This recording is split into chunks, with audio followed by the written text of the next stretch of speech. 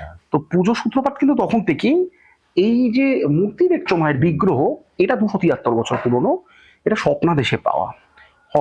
এই কেশব চক্রবর্তী 2 পুরুষ পর গঙ্গানারায়ণ বন্দ্যোপাধ্যায়, উনি স্বপ্নাদেশে মায়ের এই বিগ্রহ মূর্তি দেখে। আচ্ছা। আর আমাদের কিন্তু 10 দিনের পুজো, 7 দিনের না। মানে আমাদের শুরু হয়ে গেছে, প্রত্যেকে ঘট বসে যায়, প্রতিবার থেকে শুরু হয়ে গেছে, ঘট পুজো থেকে শুরু হয় এবং বিসর্জন পঞ্চমীতে নেমে আসে। আর মানে এছাড়া মানে এই বাড়ির যেহেতু প্রাচীন বাড়িগুলোর একটা অন্যরকম নিয়ম কানুন থাকে, যে কানুনগুলো বারোয়ারি পুজোর সঙ্গে তো মিলবেই না, এছাড়া অনেক বিভিন্ন পুজোর বিভিন্ন রকম থাকে। তো সেক্ষেত্রে আপনাদের বাড়ির নিয়ম এমন সোশ্যাল মিডিয়ার জগতে এখন প্রচুর জাঁকজমক, আমি নিজে চেষ্টা করছি।